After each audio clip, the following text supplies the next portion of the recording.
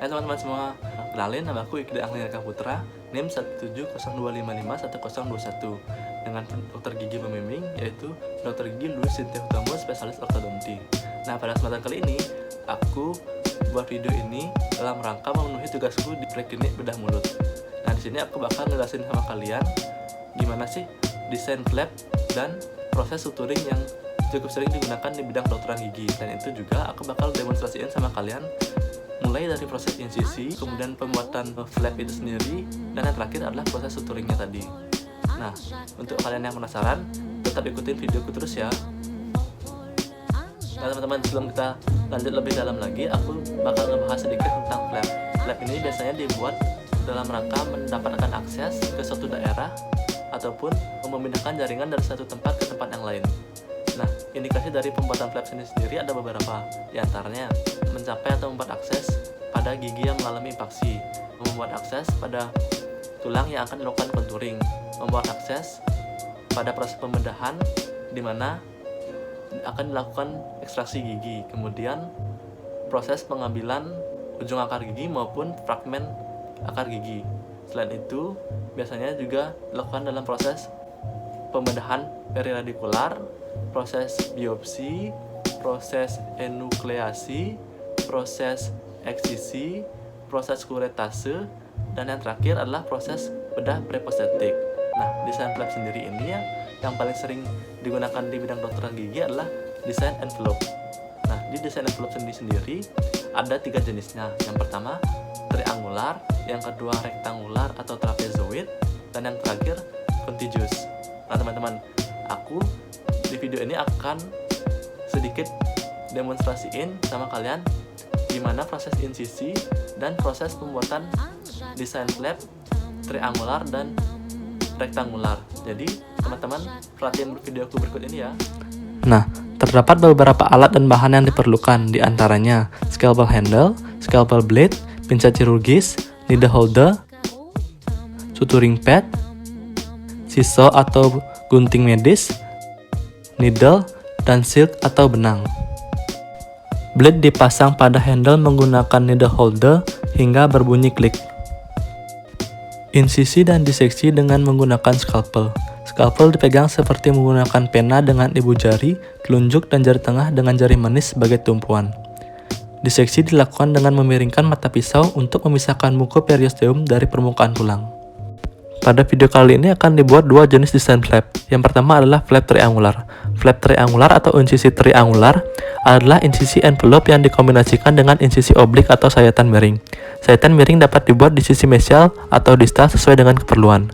Dan sayatan dimulai dari ujung insisi marginal menuju ke arah fornix, baik itu mucobukal maupun labial fold, yang membentuk sudut lebih dari 120 derajat dengan insisi marginalnya. Yang kedua adalah flap rektangular. Insisi rektangular atau flap rektangular adalah insisi marginal yang dikombinasikan dengan 2 insisi oblik pada kedua ujungnya.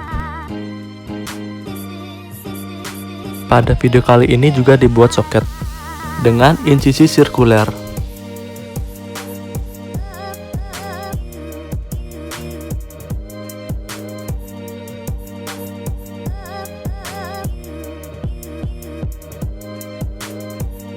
Nah teman-teman, pada bagian video sebelumnya aku sudah sedikit ngejelasin dan ngedemonstrasiin gimana proses insisi dan pembuatan flap.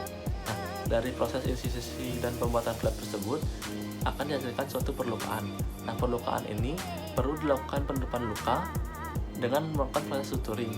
Penutupan luka dengan proses suturing ini akan mempercepat atau mengoptimalkan proses penyembuhan luka tersebut. Nah, dasar dari proses suturing ini adalah memberikan tekanan yang adekuat pada luka sehingga luka tertutup rapat namun tidak terlalu rapat atau cukup longgar sehingga luka tidak mengalami nekrosis atau mengalami iskemia.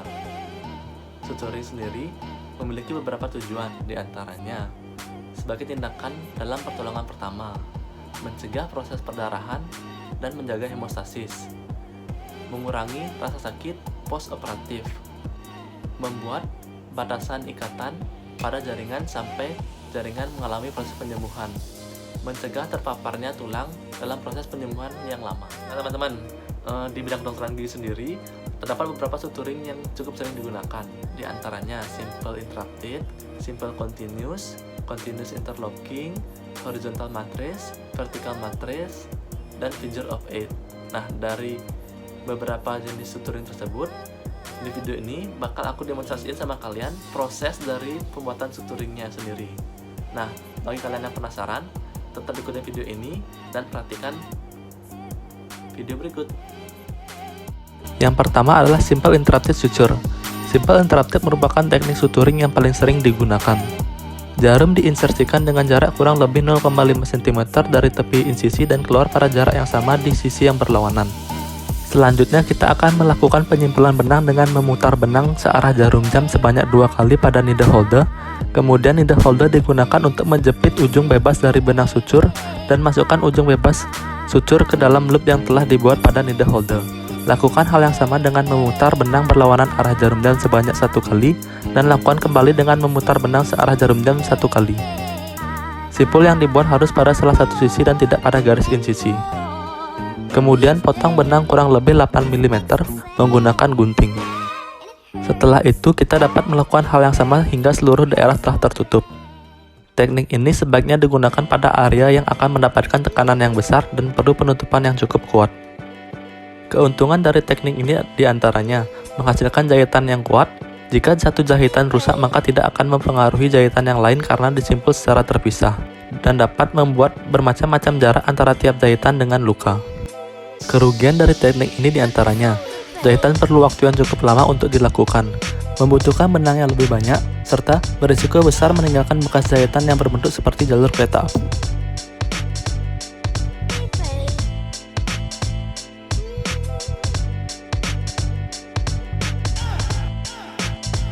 Yang kedua adalah simple continuous suture. Teknik insersi jarum pada simple continuous suture sama dengan pada teknik simple interrupted suture. Setelah needle melewati kedua tepi insisi, dilakukan pembuatan simpul terlebih dahulu. Kemudian suture yang dibuat diteruskan menggunakan benang yang sama sampai pada simpul terakhir, kemudian dilakukan pembuatan simpul. Continuous suture biasanya digunakan untuk menjahit luka yang dangkal dan panjang. Jahitan yang terakhir akan dibuat longgar sehingga menjadi loop sebagai ujung jahitan bebas. Kemudian kita akan membuat simpul dengan cara yang sama seperti sebelumnya. Dan terakhir, dapat dilakukan pemotongan kelebihan benang.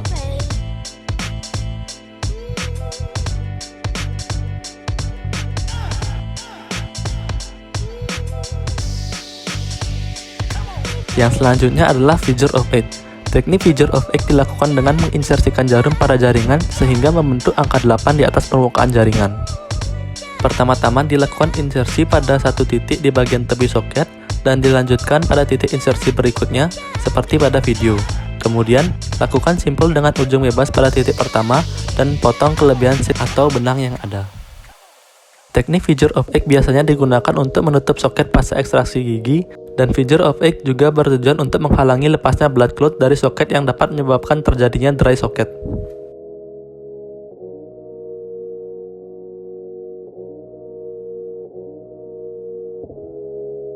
Yang selanjutnya adalah continuous interlocking suture. Teknik ini serupa dengan continuous suture, dengan perbedaan needle akan memasuki loop dari pola jahitan simple continuous sebelum dilanjutkan. Hal ini berfungsi menciptakan mekanisme pengunci. Pada simpul akhir juga akan dibuat sama seperti continuous suture. Teknik ini menghasilkan adaptasi yang baik pada penutupan margin gingiva setelah alveolektomi, dan juga pembedahan pada insisi yang panjang. Keistimewaan teknik ini merupakan jahitan bersambung yang mengunci, sehingga selain memberi adaptasi yang rapat pada jaringan, jahitan continuous interlocking juga lebih kuat. Keuntungan dari simple continuous maupun continuous interlocking adalah proses pengerjaannya yang cukup cepat. Selain itu, dalam proses ini juga simpul yang dibuat cukup sedikit sehingga menghindari resiko dari terjadinya iskemia. Kerugiannya adalah jika salah satu jahitan rusak maka keseluruhan jahitan akan ikut rusak.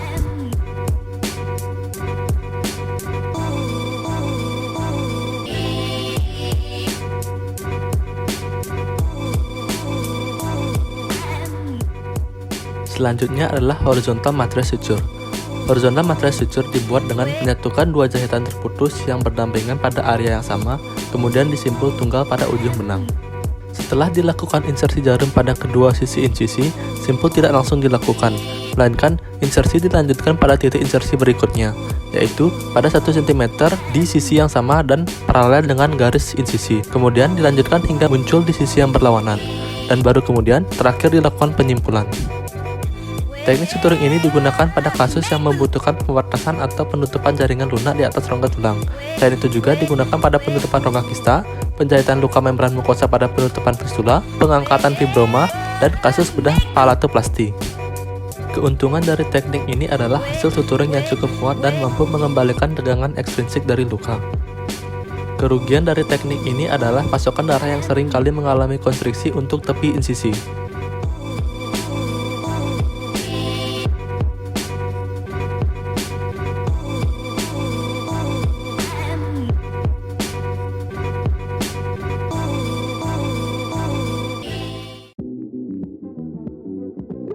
Yang selanjutnya adalah vertical matrix suture.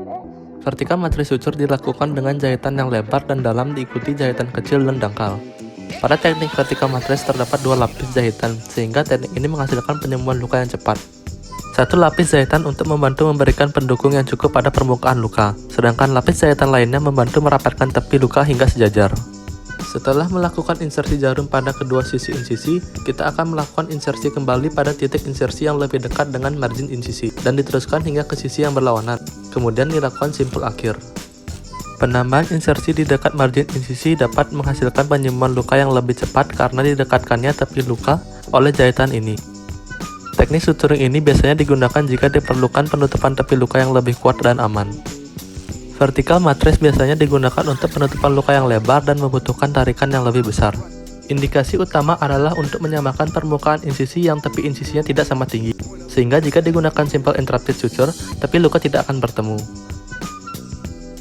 Keuntungan dari teknik ini salah satunya adalah mengurangi tegangan luka. Kekurangannya adalah akan lebih banyak terbentuk crossmark.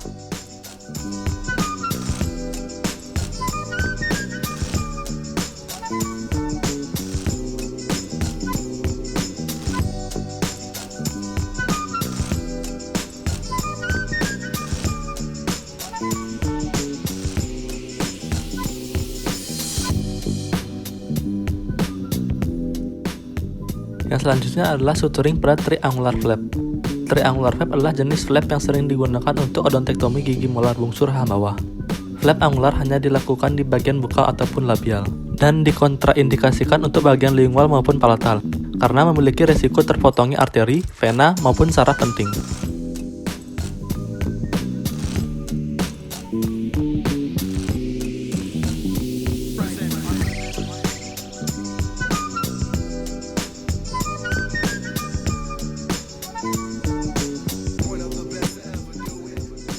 Selanjutnya adalah rectangular flap.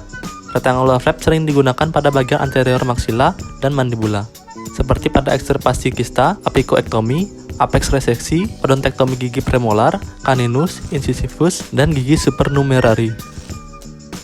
Sama halnya dengan insisi triangular, jenis suturing yang bisa digunakan adalah simple interrupted. Suturing dimulai pada bagian angulasi terlebih dahulu, kemudian akan dilanjutkan pada bagian lainnya dengan teknik simple interrupted suture.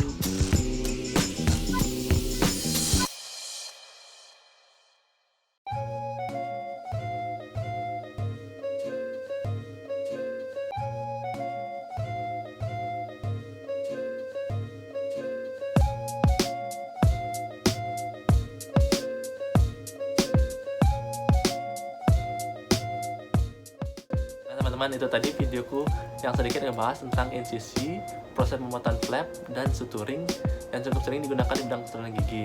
Semoga videoku tadi ini bermanfaat buat kalian di luar sana, dan aku ucapin terima kasih terhadap pembimbingku yang telah membimbingku dalam proses pembelajaran klinik bedah mulut ini, dan juga kepada teman-temanku yang sudah membantu aku belajar dan dalam proses pembuatan video ini. Semoga kita bisa ketemu lagi di kesempatan lain dengan materi atau konten-konten yang lainnya. Sekian dari aku ucapin terima kasih sebanyak-banyaknya. Sampai jumpa.